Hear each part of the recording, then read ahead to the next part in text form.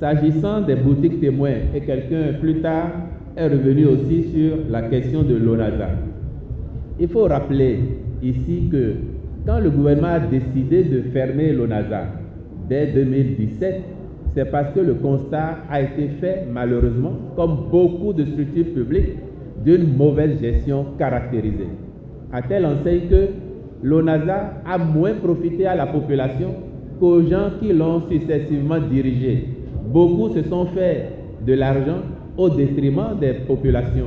Mais quand on a fermé l'ONASA, le gouvernement a continué de construire des boutiques, des magasins de stockage dans nos communes. Le ministère de l'Agriculture s'occupe de ça. Ces magasins servent à quoi? Ils servent aux producteurs à aller stocker leur surplus pour que normalement en temps de soudure, ces surplus reviennent sur le marché pour équilibrer les prix. Par ailleurs, le ministère du Commerce, sur cette question, a engagé déjà une étude pour voir dans d'autres pays comment on fait même dans cette situation-là. Mais je vais vous dire que l'ONASA en lui-même n'est pas la solution. Il y a un pays pas loin de nous qui a toujours l'ONASA. Mais l'année dernière, quand les prix ont commencé à grimper, lorsque le maïs était à 400 francs au Bénin, dans ce pays, cette structure de l'État a déversé son stock sur le marché. Le maïs était à 800 francs. Donc vous voyez que la vraie solution, c'est ce que nous avons commencé à faire, c'est produire davantage. Et nous produisons beaucoup. Au Bénin, actuellement, nous sommes à 1,6 million de tonnes de maïs par an. Nous ne consommons pas tout. Ça veut dire que nous en produisons suffisamment. Ce qui se passe, c'est qu'en dehors même de Covid et de la guerre en Ukraine, il y a aussi une bonne partie de notre production qui va à l'étranger. Vous savez tous ici qu'il y a des régions, quand on monte, où les producteurs, ils vendent même parfois leur maïs, leur niébé dans le champ, à l'étranger. Et quand ça pousse, l'étranger vient avec son camion, il vient chercher. Quand ça se passe ainsi, nous produisons 1,6 million de tonnes de maïs. Si nous sortons peut-être 800 000 tonnes ou 900 000 tonnes aux étrangers, est-ce que le reste nous suffit? Donc cela peut expliquer aussi la pression qu'il y a sur notre propre production et le fait que les prix augmentent. Mais face à ça, le gouvernement n'est pas resté insensible. Dans un premier temps, il a interdit les sorties incontrôlées de ces produits. Et les maïs sont restés. Les prix avaient commencé même à chuter. Et certains producteurs ont commencé à se plaindre. Après, le gouvernement a dit, bon, comme il y en a suffisamment, les gens viennent chercher. Eux-mêmes, les étrangers, ils nous disent, dans tous les cas, on va venir chercher. On a mis une taxe, que ce n'est pas le producteur béninois qui paye, mais c'est l'étranger qui vient chercher qui paye. Parce que la démarche du gouvernement, c'est de faire en sorte que nous tous, nous puissions manger. Mais c'est aussi de concevoir que le producteur a la possibilité de gagner de l'argent dès lors que le marché national est satisfait. Donc ce qu'on a dit, chers amis, ici, ce n'est pas qu'on interdit forcément que le maïs sorte, que le manioc sorte, non. C'est le surplus. Si le marché national est bien fourni, le reste on peut vendre parce qu'on veut aussi que nos producteurs s'enrichissent. Les graines de coton qui sortent et l'huile revient plus chère. Nous avons actuellement 2 usines dans notre pays qui font de l'huile. 2 à Boycon. Et il y a 2 ou 3 semaines, le Conseil des ministres a même donné un agrément à celle qui est à l'entrée de Boycon pour augmenter sa capacité. On sait tous que les usines ont des capacités. Quand vous prenez cette bouteille, c'est 2000 litres. Si vous voulez mettre 1 litre dedans, le reste ira au sol. Donc les usines ont installé des capacités d'égrenage ou de transformation des graines. Le reste de la production en coton-graine, c'est ça peut-être qui est exporté. Mais parce que le gouvernement a pris maintenant la décision de travailler à transformer de plus en plus sur place nos productions, je sais qu'il y a des études en cours pour l'installation prochaine d'une 3e usine quelque part ici dans le Borgou pour faire de l'huile.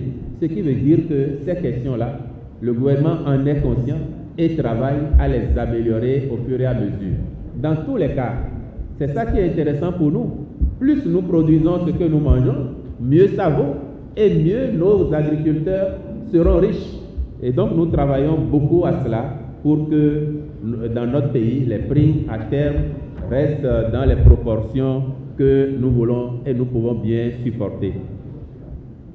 Les dons de moustiquaires. Les moustiquaires, le Bénin a continué à distribuer des moustiquaires, à mener des campagnes de lutte contre le paludisme. Et de façon remarquable, quand il y a eu Covid et que tous les pays qui le faisaient ont arrêté, le Bénin a encore fait et a distribué les moustiquaires. Mieux, dans nos centres de santé publique, le paludisme pour les enfants de 0 à 5 ans s'est pris en charge. Donc, soyez rassurés, chers messieurs, que les moustiquaires continuent à être distribués. Et vous savez que c'est par saison. Je ne sais pas, peut-être que vous êtes dans des localités où, quand ça a été fait, les gens ne sont pas allés jusque là-bas. C'est possible. Mais sur le principe, nous continuons à faire des campagnes anti-moustiques et des moustiquaires sont distribués. La reprise des activités de COTEB. Là aussi, je sais que c'est un projet qui est très avancé. Chacun ici, à Parakou au moins, sait que le tribunal a déjà prononcé l'adjudication de ce qui reste de l'entreprise à une société qui va relancer les activités. Donc, en perspective, COTEB va renaître de ses cendres. C'est une assurance. Le gaz. Pourquoi le gaz serait plus cher ici? Sur le gaz, il est utile de préciser que dans notre pays, les hydrocarbures en général, ce n'est pas l'État qui les importe, ce sont des sociétés privées. Depuis 1994, la décision a été prise et c'est ainsi. Il y a certains pays autour de nous où c'est l'État lui-même qui importe et qui distribue et qui donc peut contrôler les prix à sa guise. Ce que nous avons fait ici, en concédant au privé, c'est que l'État dit sur le gaz, je ne prends rien. L'État ne prend aucune taxe sur le gaz domestique. Vous pouvez vérifier. Donc, les prix qui sont appliqués sont en fonction, sans doute, du niveau de prix pratiqué là où nos sociétés s'approvisionnent pour amener sur le marché. Autrement, le gaz domestique, c'est vraiment free tax. Le gouvernement ne prend rien là-dessus.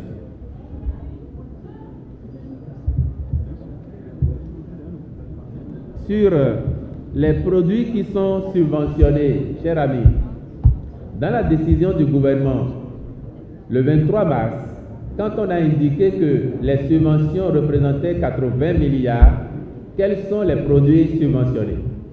On a cité directement le pain, oui. On a cité le riz, qui, depuis le mois de janvier, s'agissant du riz importé, avait déjà fait l'objet d'une renonciation par l'État à 80% de la TVA. En dehors de ça, tous les produits importés, les pâtes alimentaires, donc macaroni, lait, sucre, allumettes et autres, l'État dit qu'il renonce aux 18% de TVA. Je vous explique. Regardez bien, s'il vous plaît, celui qui a posé la question. Regardez bien. Si nous avons dans notre pays 100 personnes qui importent du riz, si nous avons 500 personnes qui importent des pâtes alimentaires, tous ne vont pas à la même source. On est d'accord? Certains vont peut-être en Ukraine, d'autres vont en Inde, d'autres en Chine, d'autres en France, d'autres en Belgique. Donc vous voyez, il y a plusieurs sources d'approvisionnement. Le gouvernement, parce qu'il s'agit de privé, ne peut pas aller contrôler jusqu'à la source, là où chacun s'approvisionne. Et il ne peut pas dire dans ces conditions-là, je vais bloquer les prix à un certain niveau. S'il bloque les prix et que l'importateur, en allant chercher le produit, il sait que s'il le ramène au pays, il va vendre à perte, il ne va plus le chercher. Conséquence, on n'aura pas le produit dans notre pays. Donc, qu'est-ce que le gouvernement a dit? Le gouvernement dit, vous tous, vous avez diverses sources d'approvisionnement. Ce qui me revient de droit, la TVA, je renonce à ça. 18% de TVA, je ne prends plus. Mais on était en mars et chacun peut observer comment les prix continuent à grimper dans le monde. Le produit qui était vendu à 100 francs en mars, l'État laisse 18% de TVA. Donc il revient à l'importateur à 82 francs, n'est-ce pas? En temps, ce même produit, il passe à 200, 300 francs ou 500 francs. On renonce toujours à 18% de TVA. La conséquence est que sur le terrain, le prix d'avant peut être inférieur au prix nouveau en raison des prix à l'international. Et de façon pratique, je vous donne l'exemple. Regardez le blé. Avant le début de la guerre en Ukraine, la tonne de blé coûtait 200 €, c'est-à-dire à peu près 150 000 francs CFA. Aujourd'hui, la même tonne de blé est dans les 400 000, dans les 500 000. L'État a renoncé à la TVA. Donc normalement, vous voyez, si on ne fait rien, il y aura un surplus que les gens vont appliquer au prix quand ils arrivent ici. Donc, pour me résumer, la subvention concerne tous ces produits qu'on a évoqués, mais voilà comment nous avons fait. Et si on n'avait pas fait ça, les prix seraient davantage élevés. On n'a pas fait de subvention sur le ciment. On a indiqué les prix plafonds du ciment dans les régions.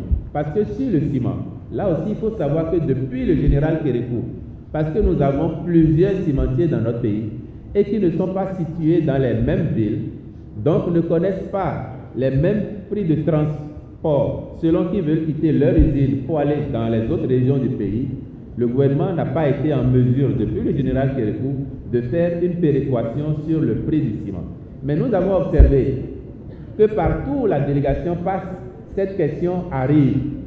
Comme c'est de l'expérience aussi qu'on tire les solutions, le gouvernement va davantage réfléchir à la question du ciment pour voir à l'avenir est-ce qu'il y a une autre façon de faire pour que les prix soient dans des proportions que les populations puissent supporter. Les tarifs au péage. Bon, je suis heureux que l'ami qui a posé la question, avant d'arriver au tarif, lui-même il a dit qu'il y a des routes maintenant et puis on circule. Les routes pour les faire ou pour les entretenir, il faut bien des moyens. Il faut bien des moyens. Et encore là, je vais vous donner un exemple. Regardez le péage qui est sur la route de Porto Novo. C'est du temps du général Kérékou. Quand on a fait ce péage-là, les études à l'époque avaient déjà indiqué qu'il fallait payer 300 francs. Et même les motos devaient payer, si vous vous rappelez bien. Et puis il y a eu beaucoup de bruit, et le général a dit, bon, laissez les motos, et on a mis à moitié, 150 francs. Ce qui a été collecté pendant tout ce temps ne permet pas de payer le prêt et d'entretenir la route. Et donc, pratiquer les prix réels des péages aujourd'hui, c'est la seule solution pour que l'État collecte au moins le minimum qu'il faut auprès des usagers de la route pour compléter lui-même ensuite et pouvoir faire amortir les prêts que nous avons consentis pour réaliser ces routes. Sur le service des urgences, j'ai entendu votre préoccupation. Nous avons tous été surpris parce que nous savons qu'en 2017 ou 2018, si mes souvenirs sont bons, le gouvernement avait demandé au centre de santé, lorsqu'il y a des cas d'urgence qui arrivent, de soigner d'abord les populations avant de demander l'argent. Peut-être que, oui, votre réaction, je peux la comprendre. Je dis bien, sans doute que dans certains centres de santé, il y a encore des gens qui n'appliquent pas ça. Mais nous, on sait que la décision a été prise. Et c'est aussi l'intérêt de ces séances, parce que ça permet de savoir ce que vous vivez au quotidien. Maintenant que vous le dites, le ministre de la Santé sera informé de ce que ce n'est pas appliqué partout. Et s'il faut rappeler les directives, cela sera fait. Alors, sur le fonds d'assistance Covid, les artisans ont été oubliés, c'est ça? Est-ce qu'il y a des artisans dans la salle au moins qui ont eu? Vous donnez, madame qui est dans la salle. D'accord. Madame a dit non, s'il vous plaît. Madame a dit non, monsieur a dit oui. Bien, ça traduit la situation que nous avons connue. Je vais vous expliquer techniquement ce qu'il s'est passé. Et puis on me signale que le président national des artisans est là. Il pourra aussi apporter des explications. Moi, pour ce que nous avons suivi et vécu, il y a 2 ou 3 raisons qui expliquent parfois que certains n'aient pas eu. Dans un premier temps, vous savez tous qu'au départ, on a découragé beaucoup d'artisans en disant si vous faites ça, on veut vous prendre des taxes. Ne le faites pas, vous le savez. Et donc beaucoup ont résisté à cette opération. Deuxièmement, il y a eu des gens qui sont allés faire. Mais après, on les a appelés pour confirmer les informations. certains n'ont pas fait, d'autres ont fait. Il y a un cas particulier des femmes, et on connaît notre société. Certaines femmes ont fait, mais leur numéro, au moment de faire le transfert, on voit le nom d'un homme. Ah, on dit c'est certainement le nom de leur mari. Mais si on envoie au mari, quelle assurance on a que cette femme va recevoir l'argent? Donc, à ce niveau-là, cette technique, on n'invente rien. S'il vous plaît, s'il vous plaît, s'il vous plaît, s'il vous plaît, cette technique. Donc, à ce niveau-là, ils ont arrêté de faire les transferts. Maintenant, il est fort possible, comme vous le dites, que certains aient fait toute la procédure et n'aient pas reçu. Je sais que dans la première phase, ce que nous avons fait en 2021, c'était 5,6 milliards. Ce qui a commencé depuis décembre, c'est à peu près 20 milliards. Pour ça, là, je sais qu'il y a une ligne réclamation. Et les gens qui n'ont pas été retenus, qui ont fait toutes les formalités, leurs dossiers sont à l'étude. Ça, c'est ce que je sais au niveau du ministère des Finances. On va suivre ça. Et le ministre Adambi, Madame Zoumarou et moi-même, on va remonter cela pour que dans les cas où il y a des réclamations fondées, que les solutions puissent être apportées à ces personnes afin qu'elles aussi aient leur part de cette assistance Covid.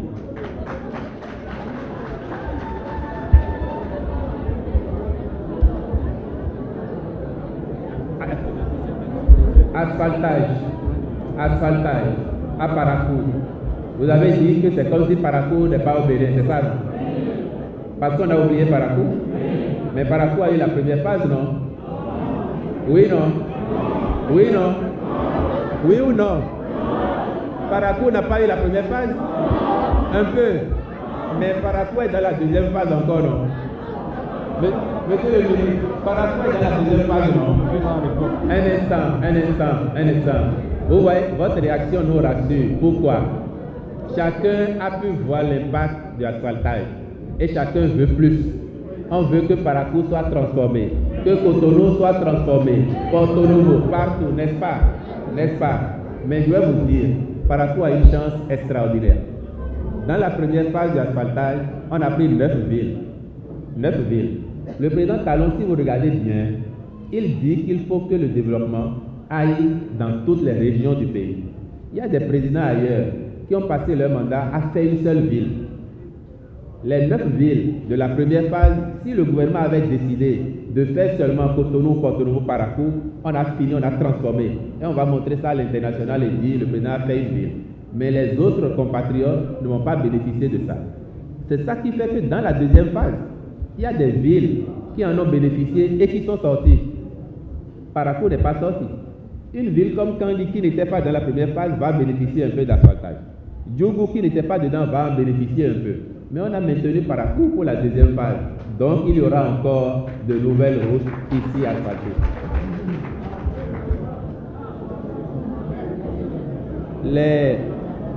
Les préoccupations liées à l'école pour les enfants qui s'asseyent sur des nattes pour suivre les cours, c'est entendu. On va les remonter aussi. Est-ce que ces enfants-là, au moins, on leur donne le repas que les autres ont? Vous êtes sûr? Vous êtes sûr?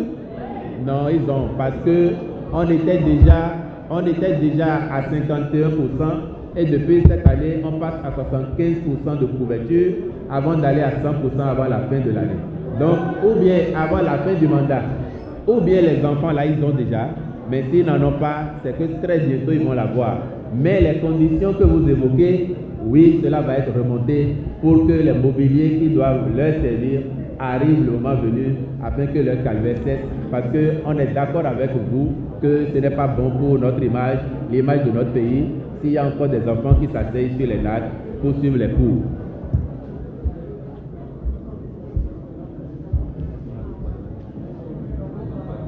Sur la carte biométrique, vous avez dit que la publicité dit que quand on a la carte, on doit avoir les soins gratuits. Madame, c'est ça, non?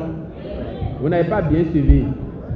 Ce que le gouvernement a fait depuis et ce que la publicité dit, c'est que les personnes qui n'ont pas du tout de moyens, on les appelle les pauvres extrêmes, s'ils ont leur carte, les soins sont gratuits pour le palier de soins qu'on a défini pour eux.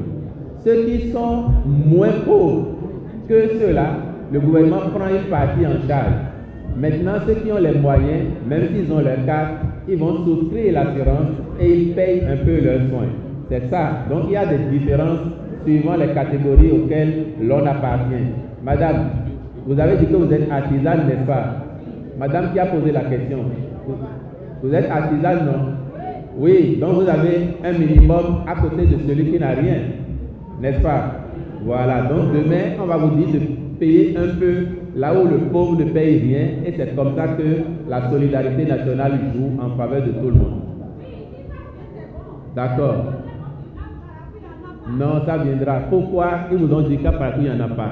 Sur assurance maladie, on a commencé la phase pilote avec 7 communes dans 3 zones sanitaires. Aujourd'hui, nous sommes déjà à plus de 20 communes. Donc, l'extension se fait pour aller à la généralisation. Et très bientôt, dans tout le pays. Dans tous les cas, en janvier 2023, l'assurance maladie est obligatoire pour tout le monde. Donc, le gouvernement travaille pour que, avant janvier 2023, la généralisation soit complète dans le pays. Donc, ça viendra.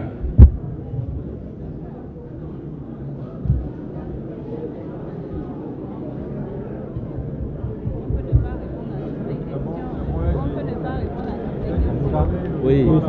Pour dénoncer les Bien, je vais préciser maintenant, parce qu'il y a eu beaucoup de dénonciations de commerçants véreux. Et je veux rappeler que quand le gouvernement a mis ces mesures en place, 80 milliards, c'est un peu de l'argent de chacun de nous. C'est tout le monde. Donc, il nous demande aussi d'être vigilants pour que cet argent, ces exonérations profitent à tous. C'est pour ça qu'on a mis le numéro vert 113 qui est gratuit. Si vous allez acheter chez quelqu'un et il vous met un prix exagéré qui n'est pas la réalité, vous pouvez appeler le 113. Et dans plusieurs localités, les services du ministre du Commerce ont fermé des boutiques. Ils sont allés chez quelqu'un qui avait du ciment et qui vendait à un autre prix. Quand les gens sont venus, ils ont pris le stock et les gens qui voulaient acheter, le ministère leur a vendu au prix fixé par l'État, au prix qu'ils ne doivent pas dépasser. Donc, si vous connaissez ces cas, vous les dénoncez et le ministère du Commerce fera le reste.